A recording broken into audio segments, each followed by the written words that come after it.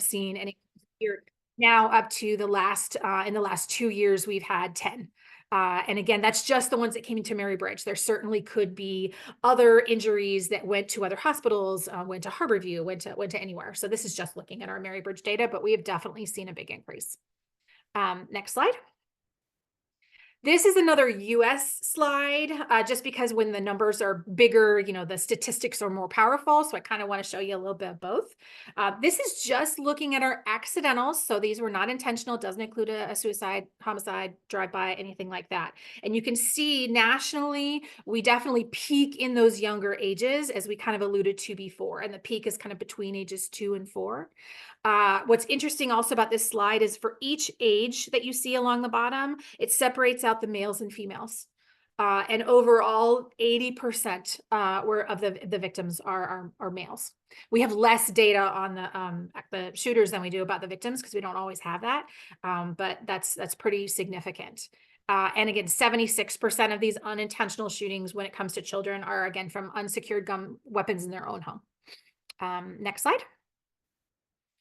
So does intent affect the outcome, whether it's an accidental versus an intentional? And, you know, what may feel intuitive to you is the answer is absolutely yes. We see more fatalities when it comes to our homicide suicide than we do with our accidentals. The older the child, the more likely that gun was discharged on purpose. And we see this particularly true when it comes to suicide. So when you look at the data nationally, 90% of people who attempt suicide and fail go on to regret that they even tried.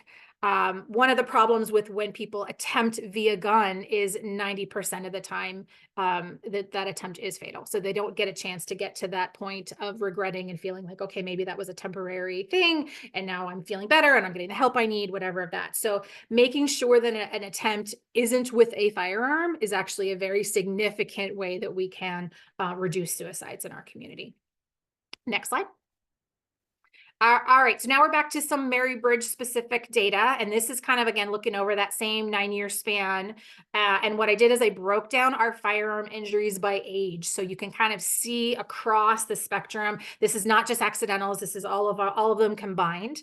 And what the color coding means, if it was blue, it's an injury that was not fatal. And if it was in orange, the injury was fatal. So a couple things I want to call your attention to in here. We see that same surge at 2 to 4 years that we saw nationally. So it kind of matches our national data. And those really are more likely to be those accidentals. And we do have fewer fatalities. All you can see, we did have one fatality there. You'll see we have our bigger surge when it comes to firearm injuries and fatalities at that 13, 14 age span right there.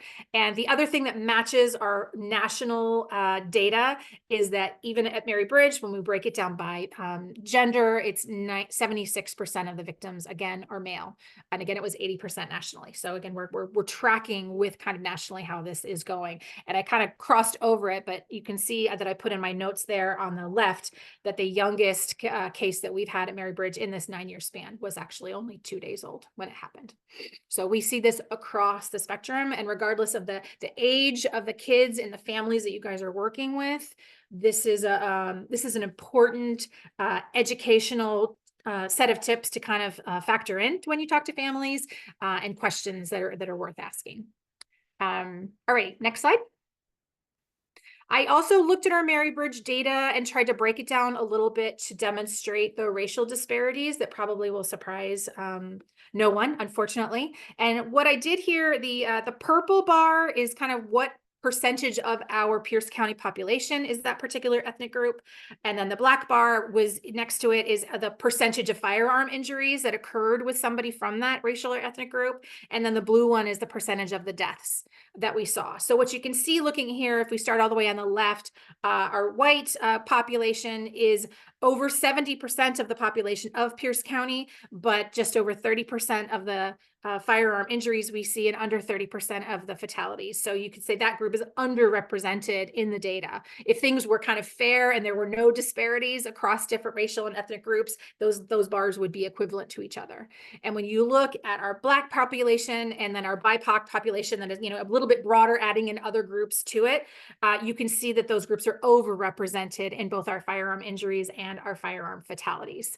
So I think that is just kind of worth knowing. I think this type of intervention is important for everyone, but obviously their communities are being disproportionately affected. And so it's kind of, again, worth talking about it, asking about it, and seeing if there's anything that we can offer, again, from a prevention standpoint.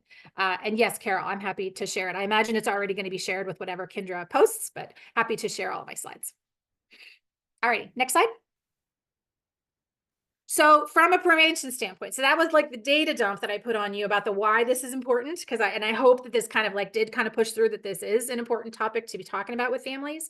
Really, the best thing that we can do is help families make sure that if they choose to have firearms in their home, which, remember, we started at the very beginning, totally understand there are legitimate reasons to have a legal firearm in your home. The question is, if you want to consider yourself a responsible gun owner, which I hope that people would want that, the key is really to store it safely to prevent access from our curious kids and suicidal teens and honestly, even vulnerable adults too. Decreasing access really is the best thing that we can do. So for any family that chooses to own a firearm, the key messaging is that those guns should be kept unloaded, right? They should be locked up, and they should be out of reach. So notice we're layering on the various layers of protection to try and prevent access to these things. You can use a gun safe, and that's particularly true for someone who has larger weapons and rifles. That is more likely to be used in a full-size gun safe, and that is fine. There's also, you can see the photos there at the side, there are gun lock boxes that can have a key, can have a code, can have a fingerprint scanner. There are lots of different types that people can use. Just make sure that whichever type you purchase and use, you make sure that the other people in your home that shouldn't have access to that weapon, don't know where that key is, do not know what that code is, do not have their fingerprint recorded as someone who's allowed to use that box. It really should be restricted to only the people that you want to be able to open it. A trigger lock is something more like the picture there with the kind of the red circle on it. That's another option as a way. I would say each one of these is kind of more restrictive than the next. So it's just really on what families can and will and are willing to do. If your gun is ever outside of that lockbox, right, or that trigger lock is off, make sure, and honestly, and it's loaded in that situation, you make sure any weapon is kept in your sight at all times. You don't put it on a table and then walk away and come back to it. It's like, nope, got to make sure it's always in your sight. And there have been multiple studies that when you tell children not to touch a weapon and you leave them in a room with a weapon, they touch it anyway. It's just too big of a draw for them. So although, yes, it's important to teach kids not to touch guns, and it's important to, if you have weapons in the home and perhaps you're a hunting family, like teaching kids about gun safety and all of those things are very important, but don't count on them to be able to actually remember and be able to abide by the don't touch. Okay. And again, for families who don't really know anything about guns, don't have guns, I hope some of this data kind of got through to you that there are homes you're going into, there are homes your kids are going into, that they do. So asking questions about, respectfully asking, like, do you have guns in the home? How are they stored? Those are legitimate child safety questions to be able to ask. They're can feel a little uncomfortable, especially when you're not used to it, but worthwhile to kind of add to your child safety to-do list. Okay. There is a great website at that lockitup.org. I made a point to put at the bottom, and that is really, it's actually the King County Public Health. They have a very robust amount of firearm tragedy prevention groups and materials and resources. And so I want to just kind of point that out, so that's a place that you guys can go.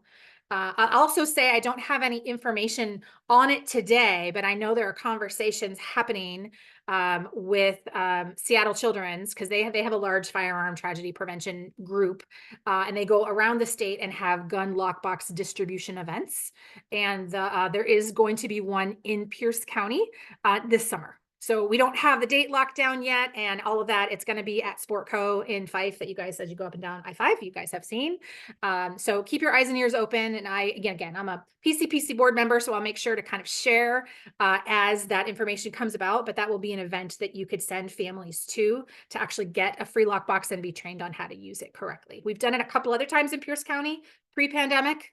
And they were very well attended, like long lines outside the store, very well attended. So I'm excited that we're going to be partnering and bringing that back again this summer. So keep your eyes and ears open for that. And I see some people here that want to chat with me, and I want to chat with you too. So please feel free to reach out. If we go to the next slide, I bet you anything, this is the one that has my, nope, we actually go one more. One more thing I'll share before my email address for those of you guys who want to chat more. We have, through the Mary Bird Center for Childhood Safety, an array of child safety educational materials available in English and Spanish. So if any of you guys want any of these to be able to share, notice the one second from last is our Safe Gun Storage Rec Card that shares kind of prevention tips that I just shared with you. But we've got, stuff on window falls and bike helmets and car seats and water safety and safe sleep and all those things. So I put kind of our generic child safety email down there at the bottom. Like anytime you have child safety related questions, that's a good place to send it. Chances are I'm the one who's going to see it, but we have a couple other part-time staff who may be able to see that too. But just know that these are available, and I'm happy to share with anybody who wants to add these to your packets and things that y'all give out. Okay. I think now there's one more slide that has my email address on. There it is. All right.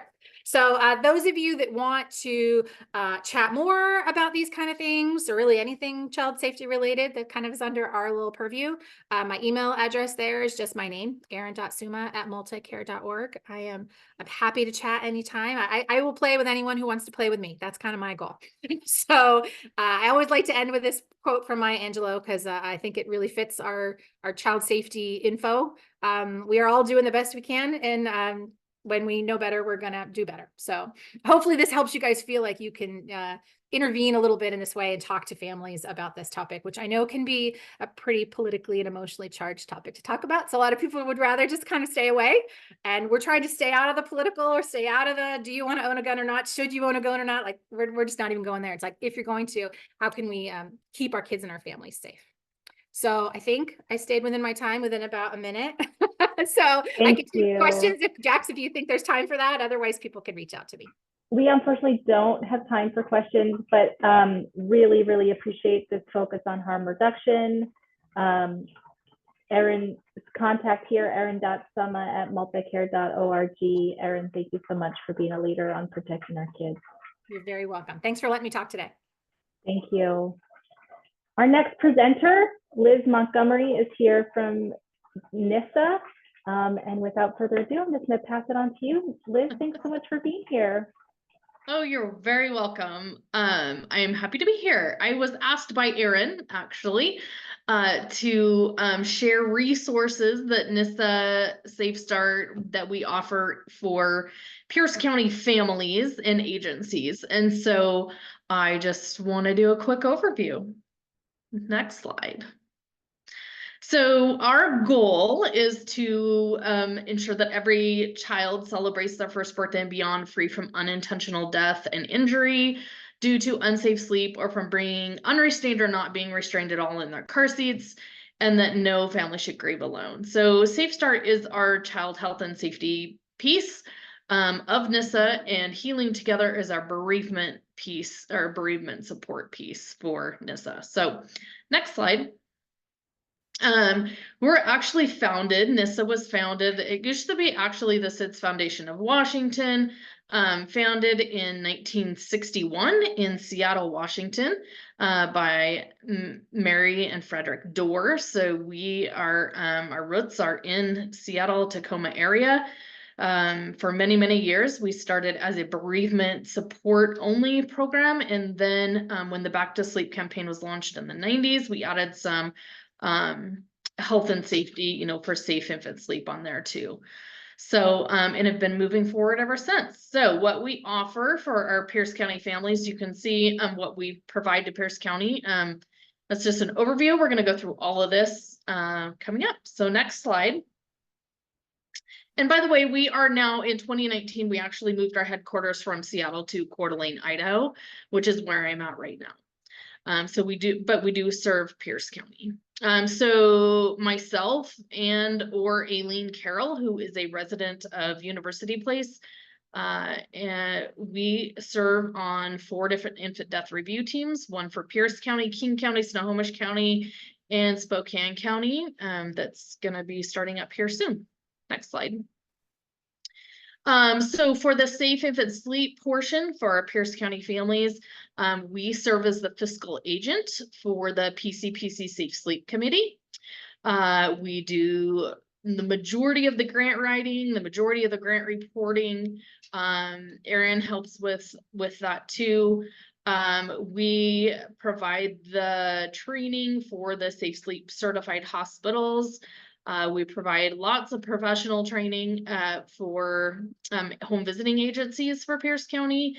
We also provide it no cost, and if anybody would like us to mail you some pamphlets, safe sleep pamphlets, sleep sacks,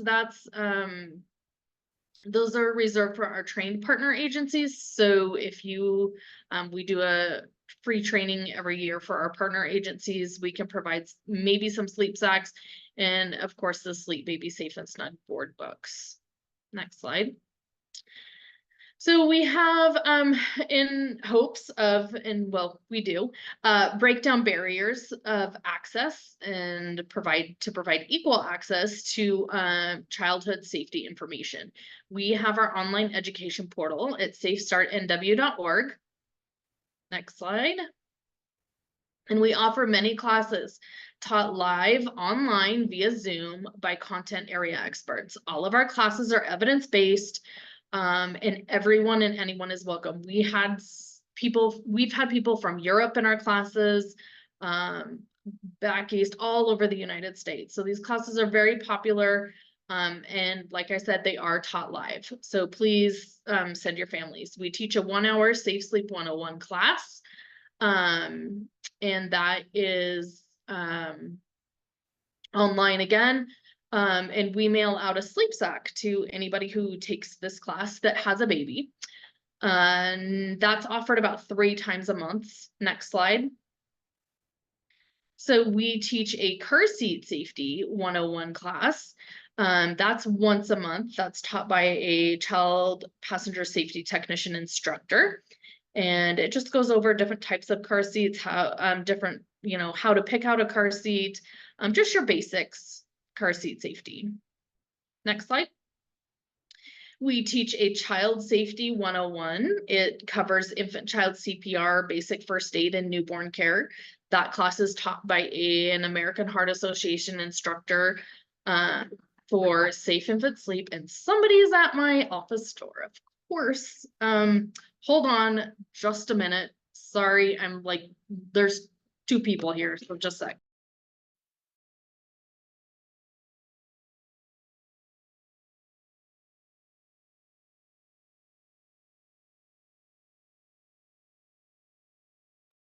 Sorry, we have a really small office. So this is a great class. It's 3 hours actually, and it's free. Next slide. We have a 4-part childbirth class series. Our local hospital decided they wanted to charge a couple $100 for their class. And so we're like, well, we can teach it for free and offer it for free. They're now back to a free class, but we offer this taught by a certified childbirth instructor. It's a 4-part class series. You can take the classes in any order. They're 2 hours in length. So do we have classes in Spanish? We do not. We do not have the resources, unfortunately, to be able to offer them in Spanish. Next slide. And so once a month, we teach a breastfeeding 101 class taught by a lactation specialist. That's a 2-hour class and is very popular. Next slide. Okay, so that's our childhood safety resources that are available to our Pierce County families. On our Healing Together piece, that's our other arm. Aileen Carroll, gosh, she's been with NISSA for many, many years, 14, 15 years. She's our committee chair for this program. So since the mid-90s, NISSA has been in partnership with the state of Washington to provide bereavement resources for families. So what that looks like is every quarter I get a list of families who are in need or whose infant has died from either SIDS, SUID, or accidental suffocation, strangulation in bed. And we send out a bereavement support letter every quarter to every new death. And so then for the next 5 years, we provide a birthday card and an anniversary card for those families. And of course, offer what we offer. So we have a 24-hour support line that families can text or call. We have support packets that we can mail out. We have a volunteer social worker that's able to refer families to professional counseling or maybe other resources in where they live. We offer an online peer-to-peer support group called Living with Loss every month. And we also have like a butterfly release, a candle lighting ceremony, Run for the Angels. That picture is here. They are here in Coeur d'Alene, but we live stream them on our Facebook page, so families can still, be involved that don't live here. And then our website, wehealtogether.org. This is my last slide, isn't it? Sorry, this is the new presentation for me. Oh, besides mine. Okay, you just have your contact information on the next Okay. slide. Kendra, can you just pop onto healingtogether.org really quick? I just want to show and scroll down to the 3 videos. Sure, I'm gonna have to share a different screen. Give me just one moment. Oh, okay. We are a little tight on time, so I wonder if we could maybe skip this and talk about it instead. Is that a possible, Liz? I could put the link in the chat. It'd take me like 30 seconds. Like I don't care. Whatever. It's your meeting. I don't care. Give me just one. Oh. Do you see it? Yep. wehealtogether.org. Oh, it didn't go to the link. Oh my gosh. You're Sorry. fine. You can just type it in the bar, but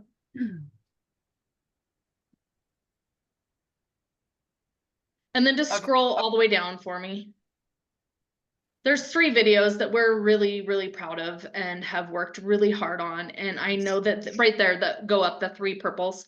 So Aileen and I put together 3 videos that can help people that are newly bereaved later on, and then like other people like care providers that can help those that grieve. So those are really good videos. I hope that you guys can access them and use them.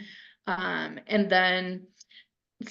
that's all I have, but I always like to share my own personal story of my son, Mason, who died at 5 months old in 2003. And the reason I do this work and I'm so passionate about it. So please let me know if anybody has any questions. I think I answered everything that popped up on chat. So thanks for having me. I hope if you guys need anything, please reach out.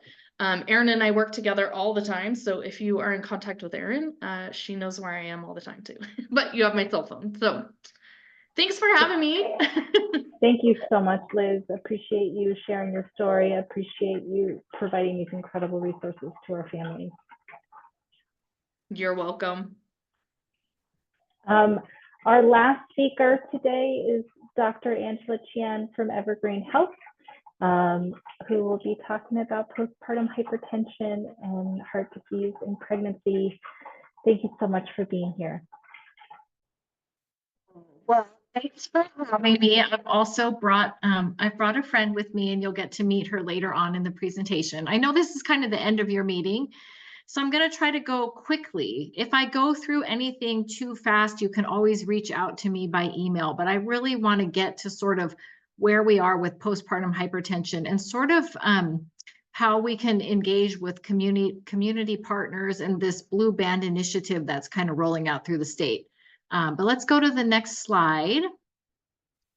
Just to set the stage, we are seeing a lot of what's kind of lumped together as hypertensive disorders of pregnancy. So you'll see this HDP acronym being used a lot. We're seeing more of the sort of pre-pregnancy, chronic hypertension, white coat hypertension. I lump those together. You know, chronic hypertension is anyone who has high blood pressure, either coming into pregnancy or is diagnosed with high blood pressure at less than 20 weeks of gestation. There's a set of patients that has, you know, they come in and see us in the clinic and they have high blood pressure and they're like, oh, it's just white coat hypertension. But I think of those patients as sort of having a component of chronic hypertension. So I do watch them closely and do home monitoring. Gestational hypertension, that's high blood pressure that develops after 20 weeks of pregnancy. And this you could see, you know, with or without features suggestive of preeclampsia. I think the big thing to keep in mind with preeclampsia now, we don't have to see protein in the urine anymore to make that diagnosis. So if you see elevated blood pressure, 140/90 in two separate occasions separated by several hours, and you have evidence of, you know, abnormal labs, even without proteinuria, you can call that preeclampsia. Superimposed preeclampsia on chronic hypertension, we know that women who have chronic high blood pressure, they're much more at risk to develop preeclampsia later in the pregnancy. Can be harder to tell because it's the debate, is it just worse blood pressure or is it true preeclampsia? And then severe preeclampsia is where we have specific criteria with lab abnormalities and blood pressures in the ranges of 160/105. So the bottom line, we see a lot of hypertension now. This is not new. All of you who are working in maternal healthcare space recognize that this is becoming a bigger and bigger issue. Next slide. So again, just to kind of, you know, reiterate what we all know, right? That hypertensive disorders of pregnancy really are a global issue. And if you could advance again, that'll put the rest of my words on the slide. So this is worldwide estimated 27,000 plus maternal deaths, and that's globally. And one more slide, one more push. And when we look at in-hospital maternal deaths, it's associated with about a third of in-hospital deaths. But bottom line, we are seeing a lot more hypertensive disorders of pregnancy in the United States. Okay, next slide. So this is, I took from, I think it's a CDC publication looking at trends from 1989 to 2020. You'll see that both hypertensive disorders of pregnancy and chronic hypertension have slowly increased over the last, 30 years. So that's the graph on the left with the olive green dots being the HDP and the teal being chronic hypertension. On the other side, though, and I think this is promising, we are doing a better job in that we are seeing a decrease in the amount of eclampsia. Eclampsia being one of the most concerning sequelae of hypertensive disorders of pregnancy. So this at least feels promising to me that we're recognizing, we're treating, and we are doing a better job in preventing the most severe complication. Next slide. There's definitely disparities when we look at hypertensive disorders. Risks are higher for, for our Black non-Hispanic women. Sorry, not sure how that came. I didn't notice that today until today. But really, I think, we know racial bias exists. We know that it can affect screening, diagnosis, treatment. We also know that lots of stress from systemic racism can increase and exacerbate hypertension, right? The risks seem to be higher in non-urban areas, so rural counties apparently are at higher risk for pregnancy-related mortality from hypertension. And it may be due to some of the differences in risk factors, including diet, access to care. So none of this, I think, is surprising to any of us. These are all statistics we've heard before. Next slide. So I've invited Lauren to join us today. Lauren is a patient of mine from, gosh, I don't know, it's been 9 years? It's been a while. But I've asked her to come share her story because I think stories help us to put a face to a statistic. And I think it helps to motivate us to make changes and to improve systems. So Lauren, I am going to turn it over to you. Okay, thank you. Can you hear me? Can you guys I hear me? can hear you. Okay. I hear Alright. you. I'm assuming everyone hear else can you. hear you Okay. too. Okay. Hello, my name is Lauren. I'm a patient of Evergreen Hospital and Dr. Chien, and I am a postpartum eclampsia survivor. In 2016, with my first child, I survived postpartum eclampsia. This was before the Blue Band Project, and had the Blue Band Project been in place, my story would probably be different. I had a pretty easy pregnancy without complications until postpartum. Upon being discharged from delivery, my blood pressures were slightly elevated. I was given some pain medicine from the delivery and Lasix to try and help get the extra fluid out.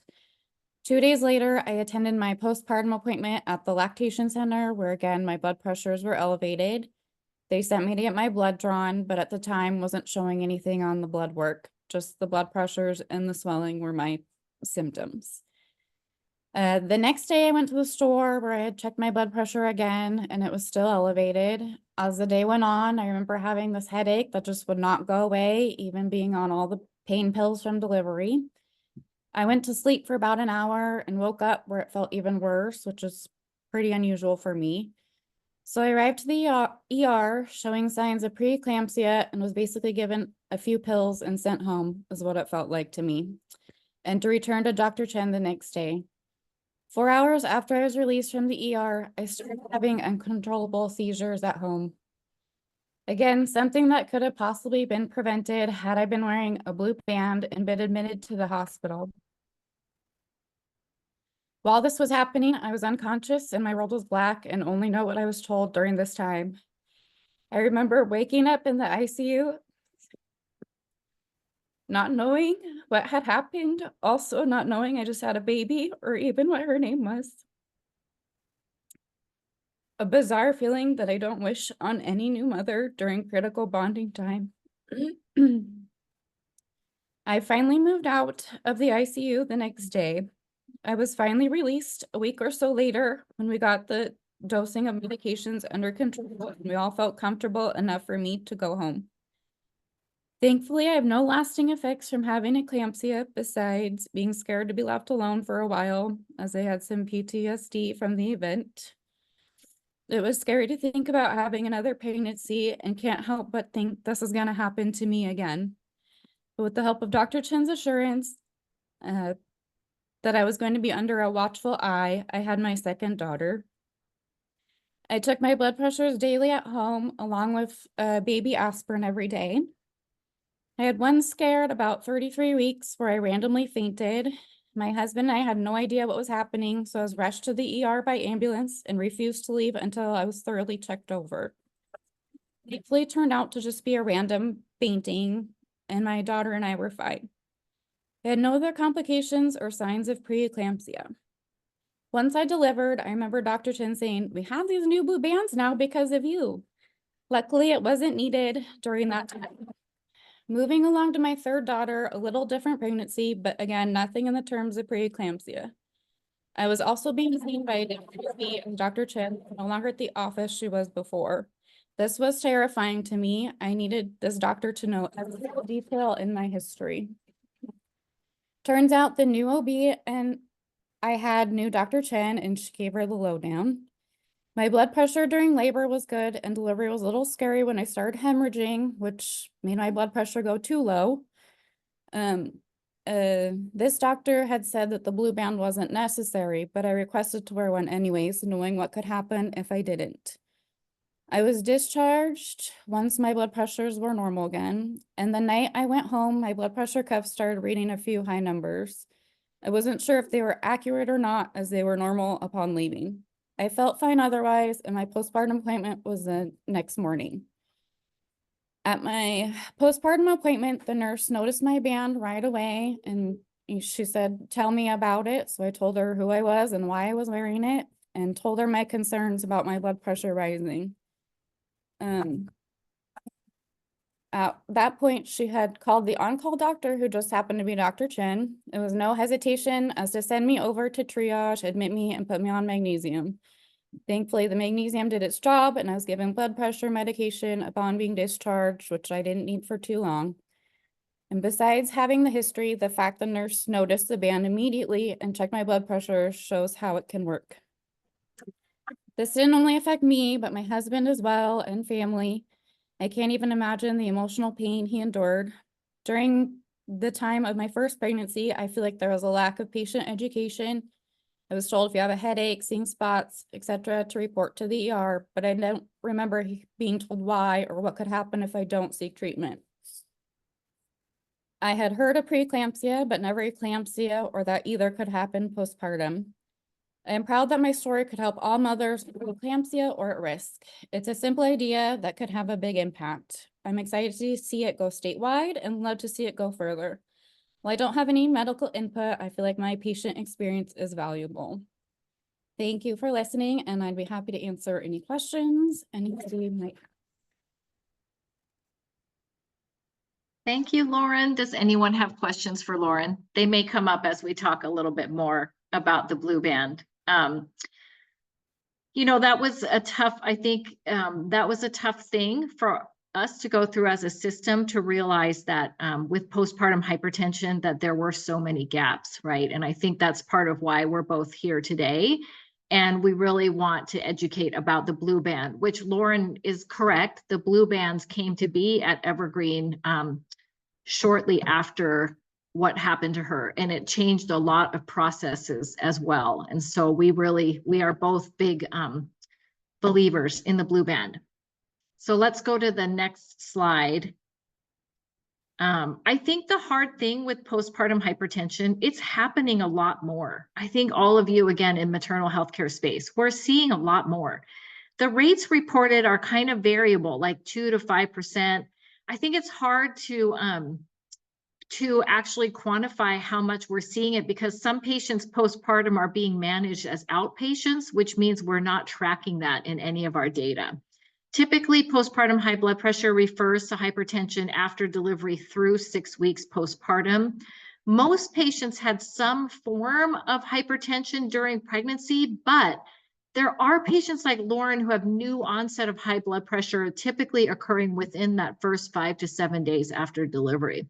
So Lauren's right. You know, when you look back on her labor course, like when she went home, she didn't have any blood pressures that were at 140/90. They were a tiny bit higher than she'd been running at, but her labs had always been normal. They were still normal at 48 hours postpartum, but you know, she seized the next day.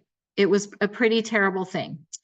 It's difficult to predict which patients will develop full-on postpartum hypertension, preeclampsia, and eclampsia. I think there is some data to suggest that perhaps the patients who get new onset of high blood pressure, much like Lauren's, like people who didn't get induced for high blood pressure, didn't have any chronic high blood pressure, but then acutely develop high blood pressure, may be at higher risk for stroke and eclampsia. There really are not even any guidelines for who should be readmitted, who should get magnesium. The ultimate goal with postpartum hypertension is to really treat the high blood pressure. Often requires putting people on medication. And then depending on, you know, sort of the clinical presentation, patients may be admitted to get magnesium. It'll be variable duration. There's just not clear guidelines at this moment. A significant number of hospital readmissions are due to high blood pressure, and they're honestly not all preventable. A lot of people are now going home on medications, but they have to be readmitted because their blood pressures are not well controlled. There is a lot of work ongoing right now using machine learning and artificial intelligence, which is way beyond me. I don't really understand what machine learning means. It sounds really cool, but it's basically looking at predictive factors to see, is there some way we can figure out who's more at risk for being readmitted, and consider, do we start medications on them sooner? You know, do we keep them in the hospital longer? But that work is still being done. Okay, next slide. So the guidelines for what should we do with people with high blood, you know, with blood pressure issues during pregnancy. This is more long-term, but I think it's interesting how the guidelines are different for every professional organization. So we clearly don't all agree.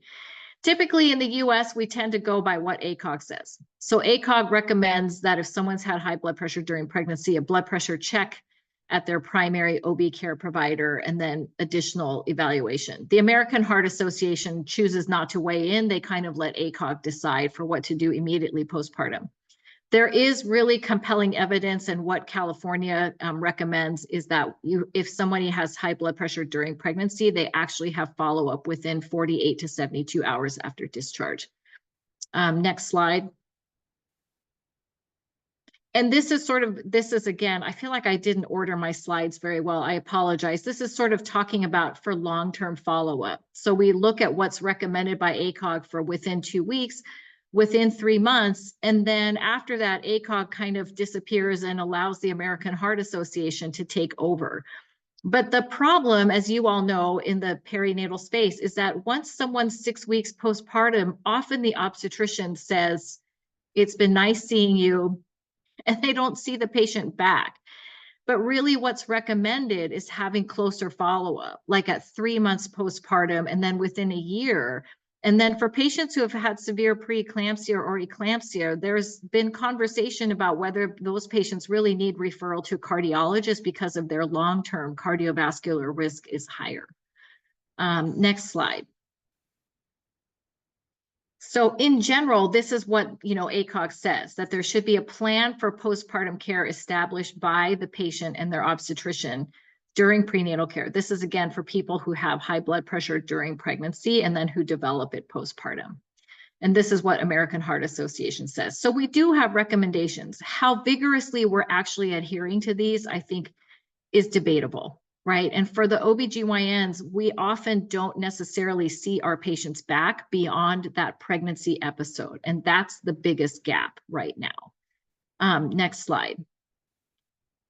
So going back, sorry, I'm going back and forth. Medications that you'll commonly see. Oh, sorry. No, I'm sorry. This one. I feel like my subject matter, I'm flipping you guys back and forth. But these are the medications you'll commonly see patients being given upon discharge. Most commonly, it's going to be labetalol and nifedipine. I think there's not necessarily one that's better than the other. Some of it is, as you can see, both safe for breastfeeding. The dosing is easier with nifedipine. Nifedipine can be hard because some people get a headache with nifedipine. So often then providers will pick labetalol first. There's some data to suggest that nifedipine may work better in terms of preventing readmission. The other medications we use postpartum, magnesium, if someone's readmitted, again, it's kind of variable because there aren't really great guidelines. And then we often use Lasix. So here they list hydrochlorothiazide. That has been used, but Lasix used as well. There's been growing evidence to suggest that maybe aggressively giving medications to get that extra fluid off postpartum may help decrease hypertension. Next slide. So, what happened during COVID is, I think, and we had to realize, figure out other ways, for how can we improve care postpartum. And so these are things that have still been really vigorously looked at. We know that patients need short interval blood pressure check postpartum. We're talking about diuretics, talking about cardiology care for long-term risk. What has happened, as we talked about under the innovations, we're talking about trying to do risk prediction to figure out who's going to be readmitted. But during COVID, what we did a lot more of telemedicine and remote blood pressure monitoring. So I think that's definitely been helpful. And then policy changes. And in Washington, as you all know, we have extended Medicaid for a year postpartum. So we'll see if that helps to improve care. Okay, next slide. And this just reiterates that remote blood pressure monitoring is acceptable and actually seems to be working. Okay, next slide. Let's talk about, so let's talk about these blue bands. And hopefully you all have been made aware through the Department of Health and your local hospitals about this blue band initiative. This blue band, it is literally a wristband.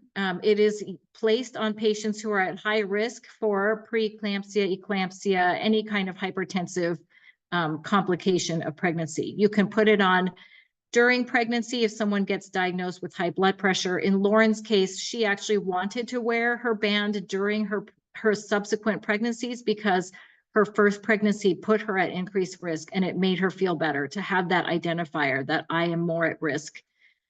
Sometimes they get placed during labor. That's when someone develops high blood pressure, or placed postpartum.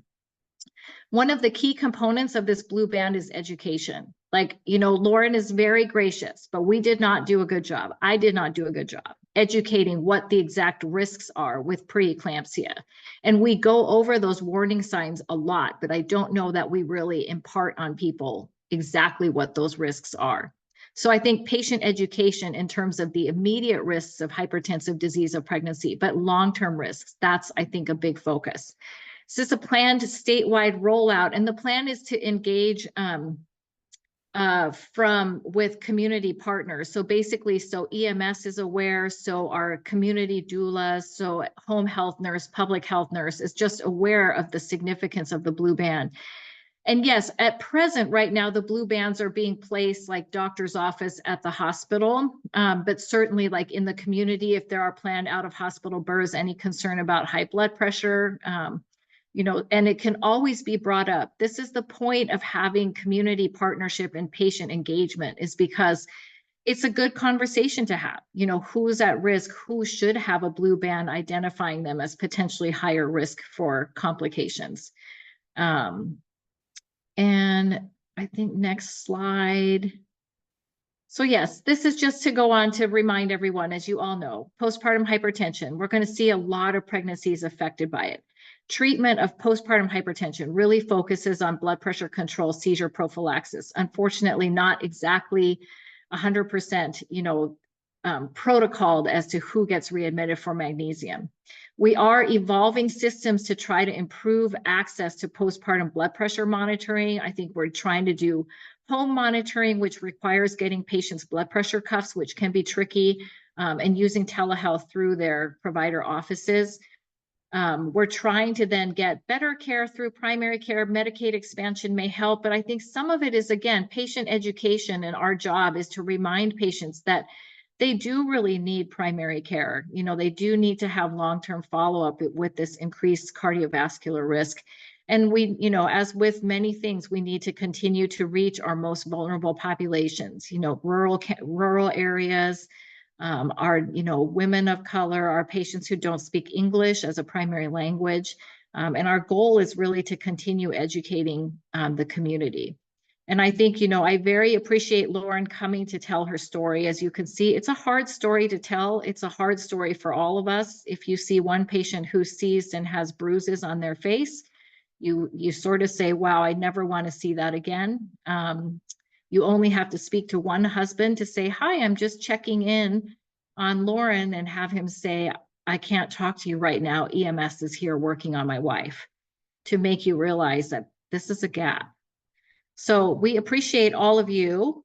We appreciate, you know, you wanting to learn about the blue bands, postpartum high blood pressure, patient education, long-term risks. And if you all have questions, I think we're both happy to answer for you. Thank you so much. Do you have a slide that has your contact information on it? You know, I don't, but I'll send it to you. It's actually, it's pretty easy. It's I say it's easy, now I have to think about it. It's ajchen@evergreenhealth.org, I think. So that is me. I'm very accessible everywhere, and I will put it in there. Have you guys heard of the Blue Band Initiative? Has that been coming? Have you heard of it? Locally? Anyone at your local hospitals yet? Yeah. So you've heard about it. It's coming.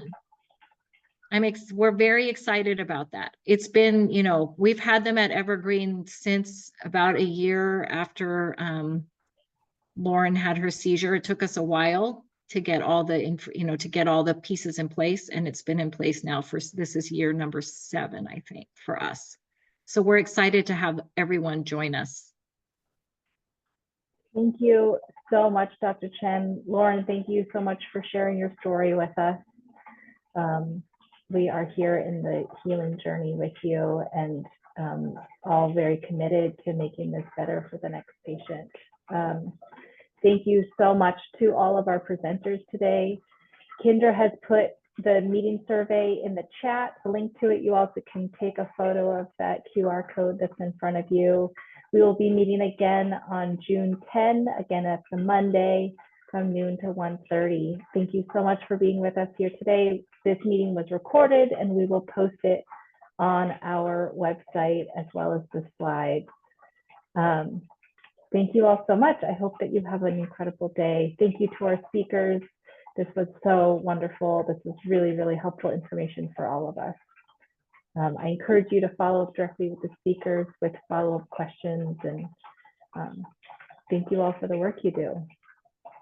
Thank you.